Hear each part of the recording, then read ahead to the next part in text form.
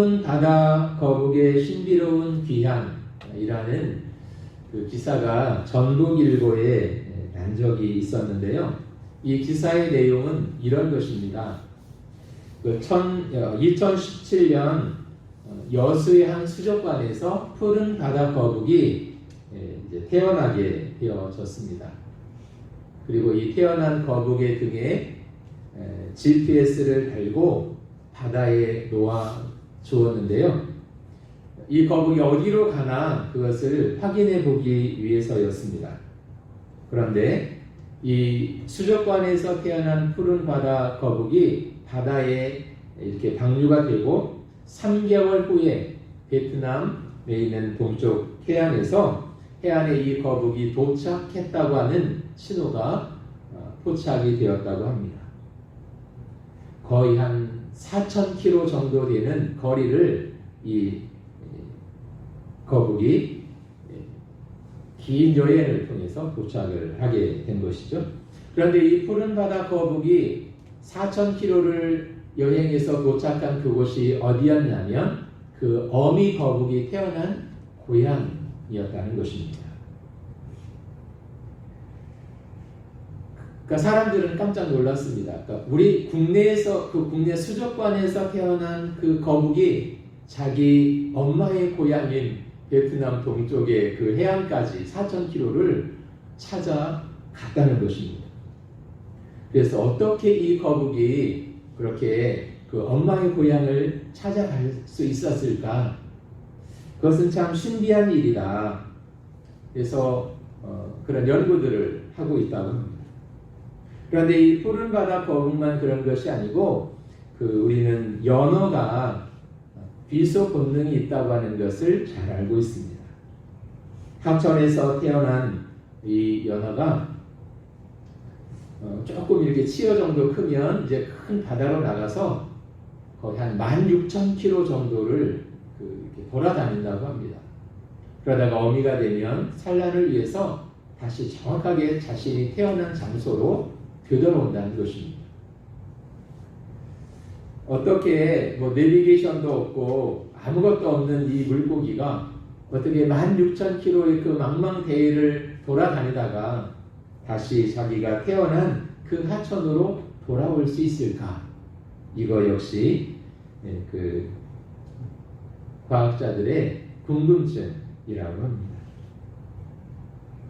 새도 그렇고 물고기도 그렇고 다 자기가 태어난 그 고향으로 되돌아가는 그런 귀소 본능이 다 있다고 하는 것입니다. 그런데 이런 짐승이나 아니면 물고기나 이런 것에만 귀소 본능이 있는 것이 아니라 사실은 사람에게도 귀소 본능이 있는 것 같습니다. 이제 며칠 지나면 추석인데요. 이런 때가 되면 특별히 큰 명절 같은 때가 오면 사람들은 어김없이 그 고향에 대한 생각들을 하게 되어집니다. 또 부모님에 대해서 가족에 대한 생각들이 또 많아지는 그런 때이기도 한 것 같습니다. 올해는 코로나 때문에 그런데 예년에 보면 특별히 오래전 뉴스 같은 데 보면 이런 명절 때 그 먼 시골에 친척이 있고 부모님이 계신 분들은 하루 8시간, 15시간, 많게는 20시간 막 이렇게 걸리면서 고향을 찾아간다는 뉴스를 우리는 이전에 또 듣고 본 적이 있을 것입니다. 그렇게 사람들은 자신이 태어난 고향으로 돌아가기 원하는 또 한번 가보고 싶은 그런 귀소 본능이 사람들에게도 있는 것 같습니다. 그런데 우리 그런 육신의 고향뿐만 아니라 사람에게는 그 영혼에 대한 귀소 본능도 함께 있는 것 같습니다. 그래서 신앙이 있는 사람이건 없는 사람이건 어떤 갑자기 위험한 순간이 닥친다든가 그러면 자기도 모르게 입에서 하나님이라는 말이 튀어나오지 않습니까? 누가 가르쳐주지 않아도 그런 말들이 튀어나오는 것을 보면 사람들에게도 어떤 그 하나님에 대한, 하늘나라에 대한 그런 귀소 본능 같은 것들을 가지고 있지 않나, 그런 생각들을 해보게 되는 것입니다. 오늘 우리가 함께 읽은 이 누가복음 15장의 이 내용은 잘 알고 있는 내용이기도 합니다. 어찌 보면 집을 나갔던 아들이 다시 고향 집으로 돌아오는 그런 귀향의 이야기라고도 말할 수 있을 것입니다. 오늘 집을 나갔다가 다시 귀향하는 이 둘째 아들의 이야기를 통해서 오늘 하나님은 우리에게 무엇을 말씀하고 계실까 하는 것입니다. 그리고 오늘 성경에 나오는 이 아버지의 모습, 그러니까 집을 나갔다가 돌아오는 아들을 대하는 이 아버지의 모습은 마치 우리를 대하시는 하나님 아버지의 모습을 상징적으로 보여주고 있는 것 같습니다. 그래서 이 아버지의 모습을 보면서 우리를 대하시는 하나님의 모습을 우리가 생각해 보려고 하고요. 두 번째는 이 아들을 통해서 집으로 돌아올 때 그가 어떤 생각들을 했을까, 그런 것들을 함께 이 시간 나누면서 하나님이 우리에게 주시는 은혜를 경험하는 시간이 이어졌으면 좋겠습니다. 먼저 집을 나갔다가 이 아들이 돌아올 때 그 아들을 대하는 아버지의 모습을 성경은 몇 가지로 보여주고 있는데요. 22절과 23절, 24절을 보면 그 아들을 대하는 아버지의 태도가 어떤 것인지를 우리에게 잘 보여주고 있습니다. 아버지는 종들에게 이르되 제일 좋은 옷을 내어다가 입히고 손에 가락지를 끼우고 발에 신을 신기라. 그리고 살진 송아지를 끌어다가 잡으라. 우리가 먹고 즐기자. 이 내 아들은 죽었다가 다시 살아났으며 내가 잃었다가 다시 얻어노라 하니 그들이 즐거워하더라. 이렇게 되어 있습니다. 여기 이 아들이 돌아왔을 때 아버지가 먼저 달려가서 그 아들을 꼭 안아줍니다. 그리고 살진 송아지를 잡아다가 큰 잔치를 베풀어 주고 있습니다. 좋은 옷을 내어다가 입히고 그 손에 또 반지를 끼워주고 있습니다.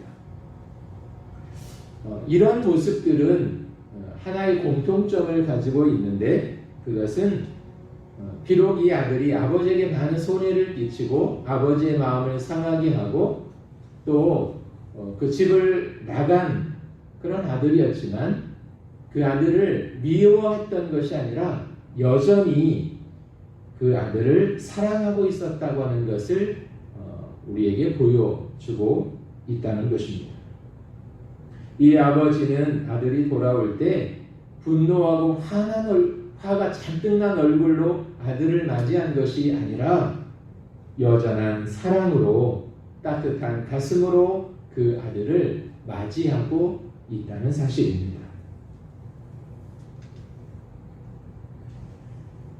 아마도 이 둘째 아들이 집을 나갈 때는 나름대로 어떤 생각들이 있었을 것입니다. 그래도 어떤 계획과 꿈이 있었겠죠.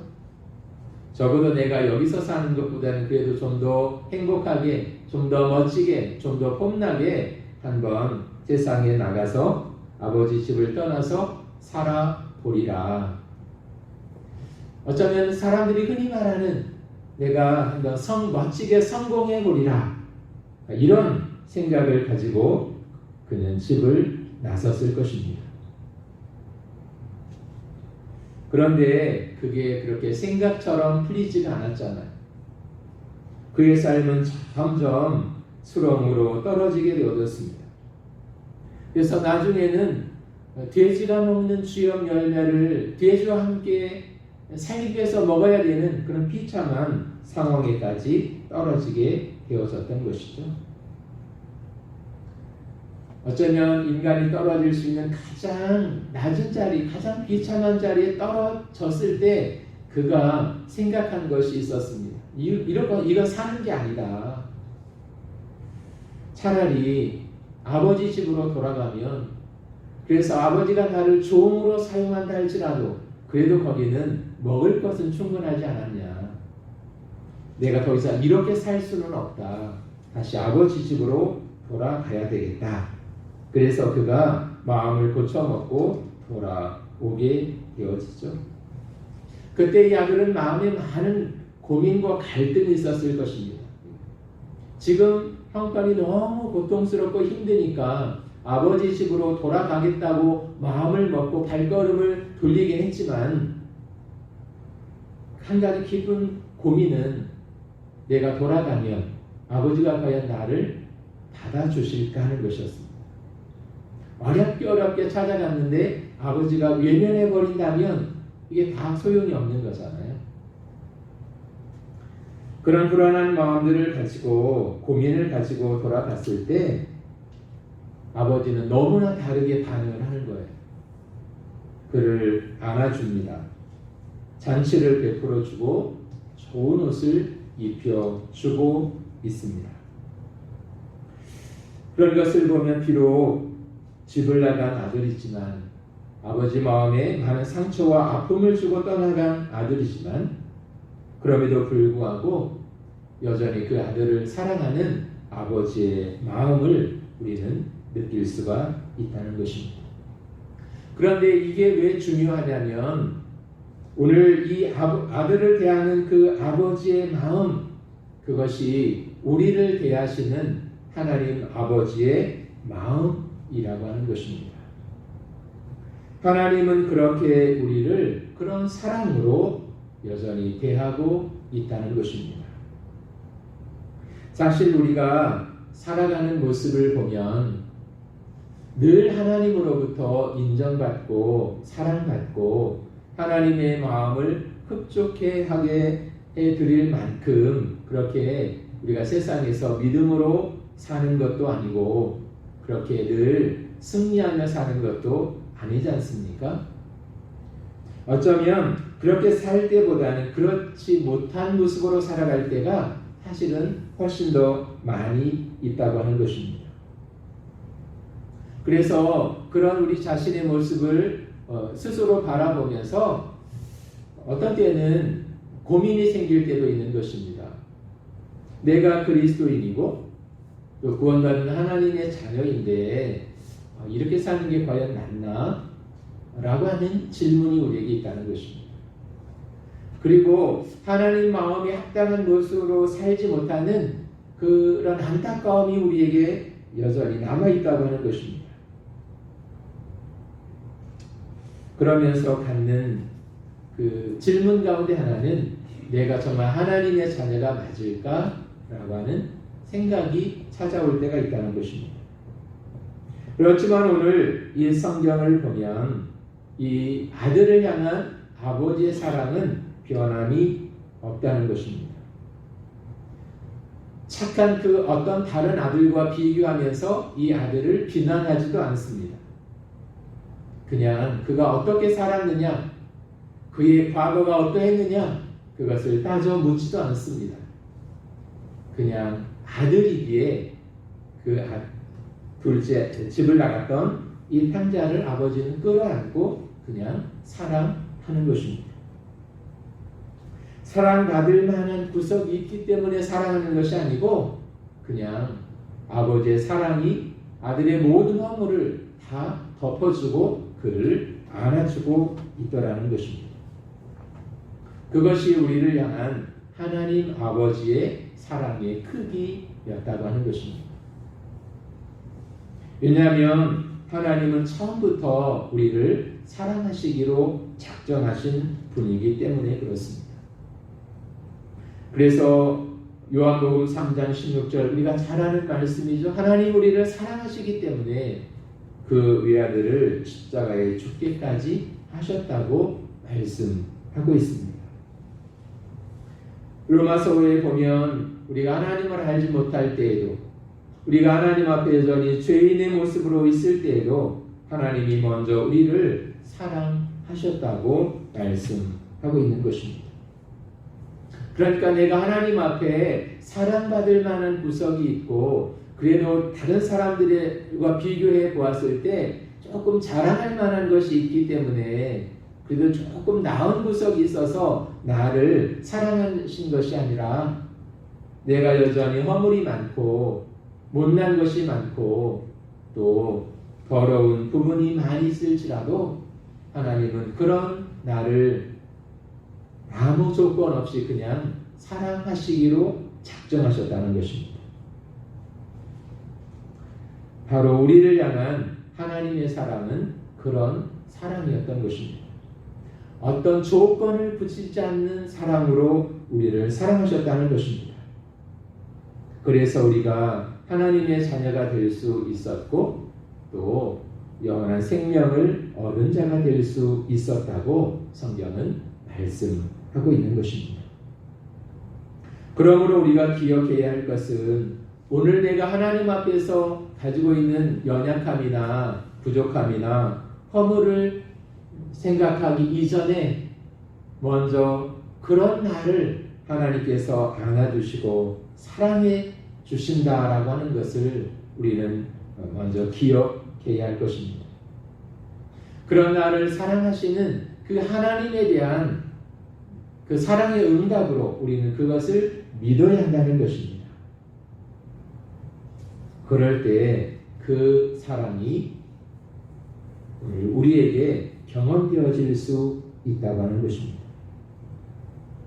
그래서 우리가 신앙생활하면서 겪는 마음의 갈등 가운데 하나는 우리가 나름대로 성경을 보기도 하고 또 말씀을 들으면서 하나님의 자녀는 이런 모습으로 살아야 된다라고 하는 나름대로 어떤 생각들을 가지고 있잖아요. 그리고 세상 속에서 또 하나님 앞에서 이런 모습으로 살아야 된다라고 하는 그런 생각들을 가지고 있는데 막상 세상에서 나가 살다 보면 그렇지 못할 때가 사실은 더 많다는 것입니다. 그래서 우리에게 늘 신앙생활하면서 갈등이 있고 또 좌절이 있는 것입니다. 왜냐하면 내가 알고 있는 것처럼 내가 살지 못하는 게 많기 때문에 그런 것이죠. 그러나 내 속에 그런 고민과 갈등이 있다 할지라도 그런 모습까지 하나님께서 이해하시고 왜 고민해야 되는지, 왜 갈등할 수밖에 없는지, 왜 스스로의 모습을 보며 좌절하는지 그것까지도 아시는 하나님이 우리를 긍휼히 여겨주시고 마치 집을 나갔던 아들이 다시 아버지 집으로 돌아올 때 그의 잘못을 따져 묻지 않고 그냥 사랑의 품으로 다 용서하시며 안아주듯이 오늘 그렇게 우리를 안아주시는 하나님의 사랑이 오늘 우리 곁에 있다는 것을 우리는 기억했으면 좋겠습니다. 그래서 나의 연약함과 부족함을 따지기 전에 그런 나를 먼저 사랑하시는 하나님의 사랑이 오늘 나에게 있음을 우리는 꼭 기억해야 할 것입니다. 그렇기 때문에 우리는 그 우리의 연약함 때문에 스스로를 자책하거나 낙심하지 말고 용서하시고 용납하시고 사랑으로 안아주시는 그 하나님 앞으로 나가는 것이 진짜 믿음이다. 그것을 우리는 꼭 기억해야 할 것입니다. 두 번째는 이 아들이 집을 나갔지만 아마 이 아버지는 끝까지 그 아들을 믿어주고 돌아올 때까지 기다려주는 아버지의 모습을 우리에게 보여주고 있습니다. 사실 이 아버지를 많이 실망시켰잖아요. 그리고 경제적인 많은 손해도 끼쳤을 것입니다. 그래서 이 둘째가 생각하기를 나는 아버지 아들이 아니다 이제. 그런 생각을 그가 하고 있잖아요. 그런데 아버지는 그런 아들을 포기하지 않았습니다. 끝까지 기다려주고 있는 것이죠. 그리고 그 아들, 어쩌면 그 아들이 다시 돌아올 것이다. 그것을 이 아버지는 굳게 믿고 있었던 것 같습니다. 실수가 많고 허물이 많은 인생이라 할지라도 오늘 하나님이 우리를 대하시는 그런 마음은 바로 이것이라고 생각을 합니다. 이 아버지처럼 하나님이 우리를 기다려 주시고 오래 참아 주시고 또 우리가 실수가 많고 허물이 많은 인생이지만 다시 하나님 안에서 새로워질 것들을 기대하시고 그렇게 우리를 믿어 주신다는 것입니다. 아마 이 아들이 집을 나가서 그렇게 점점 삶이 고통스러워졌을 때 아마 처음에는 이 아들 주변에도 많은 사람들이 붙어 있을 것이라고 생각을 합니다. 왜냐하면 가지고 있는 게 있잖아요. 그런데 점점 이 삶이 힘들어집니다. 그러자 그 곁에 있던 사람들이 아마 하나 둘 떨어져 나가기 시작했을 것입니다. 그러다가 결국 그의 곁에 남은 것은 돼지밖에 없는 것이죠. 아무도 이 사람에게 관심을 가져주는 사람도 없습니다. 이 사람을 기억해주는 사람도 없습니다. 그러나 마지막까지 이 아들을 생각해주고 이 아들을 기억해주고 이 아들을 끝까지 믿어주는 단 한 사람, 그것은 바로 아버지였다는 것입니다. 그것이 모든 세상 부모들이 자녀들에게 갖는 동일한 마음 아니겠습니까? 모든 사람들은 다 포기하고 손을 놓는다 할지라도 끝까지 포기하지 않고 손을 놓지 않는 단 한 사람, 그는 바로 부모일 것입니다. 그리고 끝까지 기다려주는 사람도 역시 부모일 것입니다. 우리의 아버지 되시는 하나님도 우리를 그런 마음으로 대하신다는 것입니다. 오늘 우리가 허물이 많은 인생일지라도 그런 우리를 포기하지 않으시고 끝까지 믿어주시고 또 우리가 하나님 앞에 온전히 돌아올 때까지 그렇게 기다려주시는 아버지의 심정, 그것이 우리를 대하시는 하나님 아버지의 마음이라고 하는 것입니다. 그래서 이 아버지는 끝까지 아들을 포기하지 않았던 것입니다. 이 아들이 못난 모습을 하고 있을지라도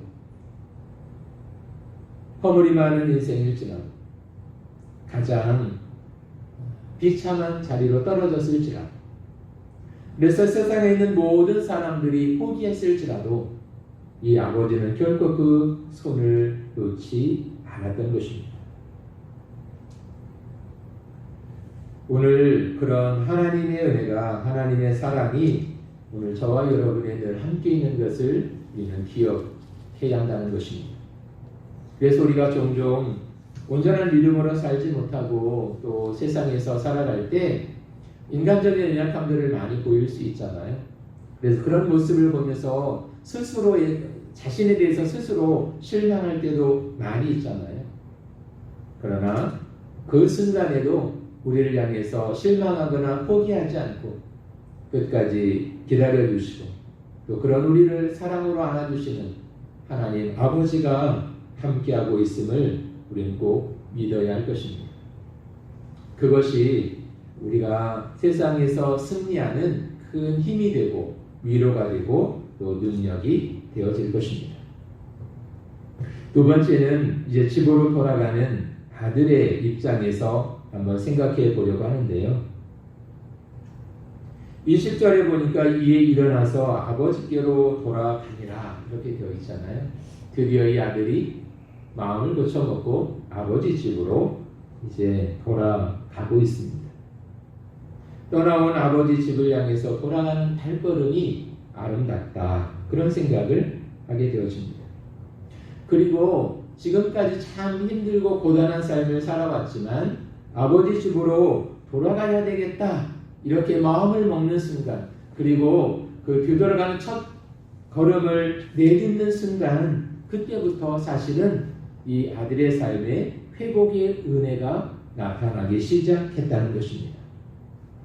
새로운 시작과 멋진 출발이 지금 이루어지고 있더라는 것입니다. 그것처럼 우리도 종종 우리가 하나님을 아주 멀리 떠난 것은 아니지만 소소한 일들 속에서 마치 하나님 없는 사람처럼 그렇게 살아갈 때가 있지 않습니까? 그럴 때마다 우리는 다시 일어나서 아버지께로 돌아가기 원하는 그런 믿음의 발걸음들이 우리에게도 있어야 되겠다 하는 것입니다. 우리가 늘 세상에서 믿음으로 승리하고 늘 하나님과 동행하고 하나님의 말씀을 따라 그렇게 살기를 원하지만 우리 마음은 그런데 실제 삶은 그렇지 못할 때도 많이 있지 않습니까? 그래서 스스로에게 실망할 때도 많이 있는 것이죠. 어쩌면 그 시간이야말로 우리가 다시 일어나서 아버지께로 다시 돌아가야 될 시간인지도 모르겠습니다. 어떤 모습을 하고 있던 그것과 상관없이 아버지 집으로 돌아가겠다고 마음을 먹고 발걸음을 옮기는 순간 그 시간부터 하나님이 개입하셔서 그 상처만 허물 많은 삶의 회복의 은혜를 베풀어 주시고 좌절과 실패가 많은 인생이었다 할지라도 이제 새로운 시작과 멋진 출발을 할 수 있도록 그렇게 하나님이 은혜를 베푸시더라는 것입니다. 그래서 가장 중요한 것은 일어나서 아버지께로 돌아가는 발걸음이 중요하다는 것입니다. 두 번째는 집을 나갔다가 죽도록 고생한 이 아들이 깨달은 사실이 하나 있다면 그것은 아버지와 함께하는 것이 아버지 집에 거하는 것이 행복이었다. 그것을 아마 실감나게 경험했을 것 같습니다. 아마 이 아들이 그 아버지의 품을 떠나 세상에서 마음껏 즐기며 사는 것이 행복인 줄 알았을 것입니다. 그 누구의 간섭도 없이 한번 마음껏 한번 살아보자. 그게 행복이다. 그래서 이 아들이 아마 집을 나섰는지도 모르겠습니다. 그러나 그 행복이 아니었죠. 불행의 시작이었던 것입니다. 진정한 행복이라고 하는 것은 우리가 하나님 집에 거하는 것, 늘 하나님 품에 하나님과 함께하는 것, 그것이 진정한 행복이다. 그것을 아들은 실감나게 경험했을 것입니다. 그리고 마지막 이 아버지 집으로 돌아가면서 그리고 아버지가 베푸시는 그 호의와 사랑을 경험하면서 마음에 커다란 후회가 남았겠죠. 이럴 줄 알았으면 더 고생하지 말고 진작에 아버지 집으로 돌아올 걸. 괜히 시간 끌다가 더 힘들고 더 고생을 했잖아요. 진작에 아버지 집으로 돌아올 걸 하는 후회가 이 아들에게 남아있었을 것 같습니다. 오늘 우리의 삶에서 그런 후회들을 남기지 말고 혹시라도 우리의 마음이 우리의 신앙의 모습이 하나님으로부터 멀어졌다는 생각이 든다면 더 늦기 전에 우리의 발걸음을 돌이켜 하나님께로 더 가까이 나가는 걸음이 되셨으면 좋겠습니다.